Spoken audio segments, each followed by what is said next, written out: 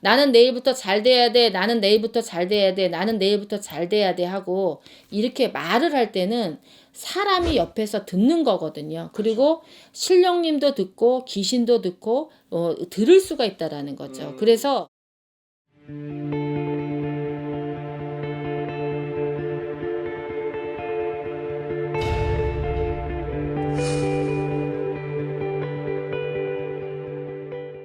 유튜브 여러분 안녕하십니까? 글문도사 김은정입니다. 반갑습니다.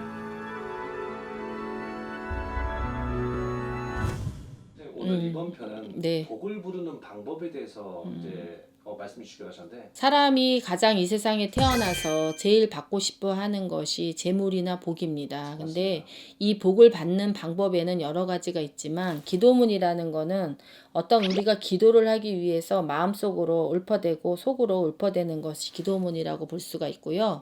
독성이라는 거는 뭐라고 읊어대는 거예요. 뭐라고 읽는 거.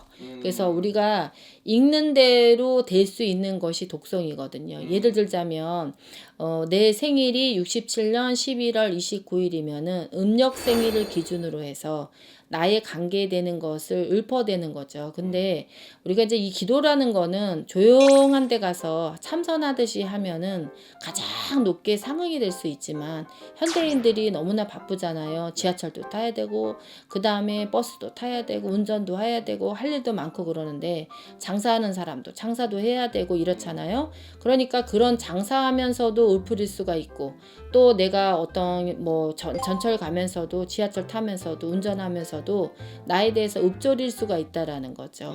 그게 하루에 많이 하면은 좋지만은 안 되면은 하루에 3번 정도만이라도 꼭 자신을 위해서 읊조리게 되면은 그것이 상응을 할 수가 있어요. 나는 내일부터 잘 돼야 돼. 나는 내일부터 잘 돼야 돼. 나는 내일부터 잘 돼야 돼 하고 이렇게 말을 할 때는 사람이 옆에서 듣는 거거든요. 그리고 신령님도 듣고 귀신도 듣고 들을 수가 있다라는 거죠. 정말 내가 심중소원이 있다 그러면 한 1000일 동안을 하게 되면은 거의 안 이루어지는 것이 없어요. 제가 이제 그 67년 11월 29일 대한민국에서 글문도사 김은정입니다.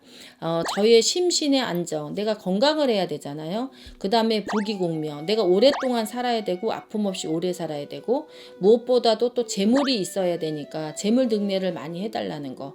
또 저는 이렇게 지금 또 이것도 하나의 영업이고 사업이라고 볼 수도 있으니까 사업도 잘 되고 영업도 잘 되게 해달라는 거. 또 내 자식이 있으니까 자손들이 창성하고 자손들이 복을 잘 받게 해달라고 또 빌고 그러면서 어떡하냐면은 동쪽에 있는 신장님이 나를 도와주시고 서쪽에 있는 신장님이 나를 도와주시고 또 남쪽에 있는 신장님이 나를 도와주고 북쪽에 있는 신장님이 나를 도와주시고 또 중앙에 있는 신장님 그래서 오방 신장님께서 나를 항상 지키고 보호해 달라고 기도를 하는 거예요. 그리고 자 1월 달에 그 기도를 하시면서 추가를 하실 거는 우리가 1년에 12절기가 있잖아요. 그래서 1월 달에 태어나시는 분들은 입추 신장님한테 더불어서 빌어야 되는 거예요. 네네. 그 다음에 이제 2월에는 백로 신장님. 예, 그래서 아까 동서남북에 있는 신장님께서 도와주시고 또 3월 달에는 할로 신장님께서 나를 도와주세요 하고 빌으시고 4월에 탄생하시는 그런 사람들은 무슨 입동 신장님한테 비는 거예요. 그럼 5월 달에 탄생하신 사람들은 어떤 신장님한테 비냐면 대설 신장님. 6월 달에 탄생하신 사람은 소환 신장님한테 빌어야 돼요. 7월에 태어난 사람은 입춘 신장님. 그 다음에 8월에 태어나신 분들은 경칩 신장님. 그 다음에 9월에 태어나신 분들은 청명 신장님. 그 다음에 10월 달에 태어나신 분은 입하 신장님. 아까 11월 달에는 소서 신장님.